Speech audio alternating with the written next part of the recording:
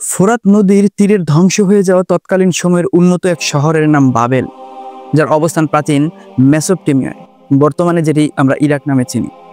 বর্তমান দুনিয়া যেটিকে ব্যাবিলন নামে চেনে। এই ভিডিওতে আমি ব্যাবিলনের ইতিহাস ঐতিহ্যের প্রাচীন স্থাপত্য নিয়ে আলোচনা করতে চাচ্ছি না, এমনকি তামাম দুনিয়ার মানুষের ব্যাবিলন বিষয়ের কেন্দ্রবিন্দু ঝুলন্ত উদ্যান নিয়েও কোনো কথা বলতে চাই না। আমি আজ তুলে ধরতে চাই ব্যাবিলনের নাম মুখে নিলেই কল্পনা জগতে ভেসে ওঠা সেই হারুত আর মারুত ফেরেশতাদ্বয়ের কথা, জাদুবিদ্যার জয় জয়কারের কথা। তবে জাদু বলতে ডেভিড কভারফিল্ডের চোখ ধাঁধানো স্টেজ শো কিংবা ক্রিস অ্যাঞ্জেলের ভ্রু কোচকানো হাতছাপের কথা বলতে চাচ্ছি না। আমি বলতে চাচ্ছি এমন জাদুর কথা যার বাস্তবতা বিজ্ঞান মেনে নিতে নারাজ, কারণ প্রাকৃতিক নিয়মের বাইরের কোনো কিছুই বিজ্ঞানের ব্যাখ্যার অতীত নয়। পবিত্র কোরআনের ভাষ্যমতে তারা ওই শাস্ত্রের অনুসরণ করলো যা সোলাইমানের রাজত্বকালে শয়তানরা আবৃত্তি করত। সোলাইমান কুফরি করেননি, শয়তানরাই কুফরি করেছিল। তারা মানুষকে জাদুবিদ্যা এবং বাবেল শহরে হারুত ও মারুত দুই ফেরেশতার প্রতি যা অবতীর্ণ হয়েছিল তা শিক্ষা দিত। তারা উভয়ই এই কথা না বলে কাউকে শিক্ষা দিত না যে আমরা পরীক্ষার জন্য, কাজেই তুমি কাফের হয়ো না। অতঃপর তারা তাদের কাছ থেকে এমন জাদু শিখত যা দ্বারা স্বামী ও স্ত্রীর মাঝে বিচ্ছেদ ঘটে। তারা আল্লাহর আদেশ ছাড়া তা দ্বারা কারো অনিষ্ট করতে পারত না। তারা তাই শিখে যা তাদের ক্ষতি করে এবং কোনো উপকারে আসে না। তারা ভালোরূপে জানে যে কেউ জাদুবিদ্যার চর্চা করে তার জন্য পরকালে কোনো অংশ নেই। যার বিনিময়ে তারা আত্মবিক্রয় করেছে তা খুবই মন্দ, যদি তারা তা জানত। সূরা বাকারা আয়াত 102। আলোচ্য আয়াতে হারুত ও মারুত বলে দুটি নাম রয়েছে, যাদের নিয়ে রচিত হয়েছে নানা কল্পকাহিনী।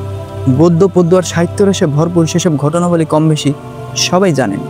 অনেক মুফাসসিরের প্রদত্ত ব্যাখ্যায় দেখা যায় তারা মানুষকে জাদুবিদ্যার শিক্ষা দিলেন, তবে সংবিধিবদ্ধ সতর্ককরণ হিসেবে এটাও বলে দিতেন যে আমরা পরীক্ষার জন্য, কাজে তুমি কাফের হয়েও না।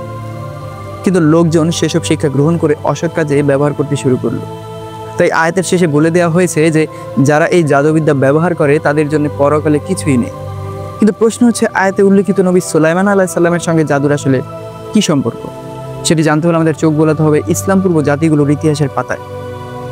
বিখ্যাত মুফাসসির আল্লামা ইবনে কাসির রহমতুল্লাহ আলাইহি এর এই আয়াতের তাফসিরে লিখিত ঘটনার সারসংক্ষেপ হচ্ছে, বিশেষ এক ঘটনার পরিপ্রেক্ষিতে সুলাইমান আলাইহিস সালামকে জাদুর অপবাদ দেয়া হলো, আর তার রাজসিংহাসনের নিচ থেকে অন্য লোকের লুকিয়ে রাখা কিছু জাদুর বই উদ্ধার করা হলো। অনুসন্ধানে বের হয়ে আসে সেগুলো নবী ইদ্রিস আলাইহিস সালামের সময়কালের প্রাচীন বাবেলের জাদুবিদ্যার বই।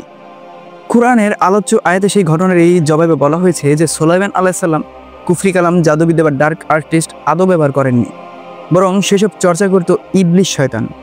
সুলাইমান আলাইহিস সালাম সেসব বই পুঁতে ফেলেন এবং সেগুলোর কোনো কিছু প্রয়োগ নিষিদ্ধ ঘোষণা করেন। কিন্তু তার মৃত্যুর পরে সেগুলো অসাধু লোকেরা খুঁড়ে আনে আর রাজ্যময় ছড়িয়ে পড়ে, যা সুলাইমানি তাবিজের কিতাব নামে একজন নবীর নামে অপবাদ রটিয়ে রমরমা ব্যবসা করা হচ্ছে। ফিরে আসি মূল আলোচনায়। হারুত ও মারুত আসলে কে? এর নিয়ে রয়েছে নানা গল্প। ইমাম তাবারি রহমতুল্লাহ আলাইহি, ইবনে জারির রহমতুল্লাহ আলাইহি এর মতে কোরআনের আয়াতে উল্লেখিত শব্দ মালাকাইনে বা মালিকাইনে, এখানে দুটি পঠন রীতি চালু আছে। যদি বলা হয় মালিকাইনে, দুজন শাসক, তাহলে এর ব্যাখ্যা হলো হারুত মারুত কোনো ফেরেশতা নন, বরং তৎকালীন সময়ের দুজন বাদশা যারা কিছু একটা অপরাধ করেছিলেন আর আল্লাহর কাছে প্রার্থনা করেছেন যে আমাদের দুনিয়াতেই শাস্তি দিন।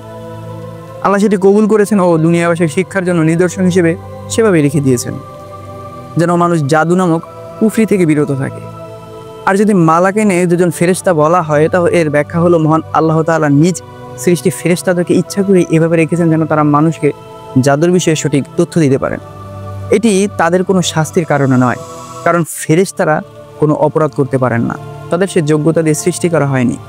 যেমন কোরআনের সূরা তাহরিমের 6 নং আয়াতে বলা হয়েছে, ফেরেশতা অমান্য করে না তা যা আল্লাহ তাদের আদেশ করেন, আর তারা যা করতে আদেশ প্রাপ্ত হন তাই করেন। সূরা তাহরিম আয়াত 6। কাজে হারুত মারুতকে নিয়ে বহুল প্রচলিত জোহরা নামক নারীর মুখরোচক ঘটনায় বিশ্বাস না করে, আল্লাহর ফেরেশতাদের উপর মিথ্যা অপবাদ না রটিয়ে সত্য ও সঠিক তথ্য জেনে আল্লাহর সৃষ্টির ব্যাপারে সত্য ধারণা পোষণ করি। আল্লাহ আমাদের সবাইকে সত্য বোঝার তৌফিক দান করুন।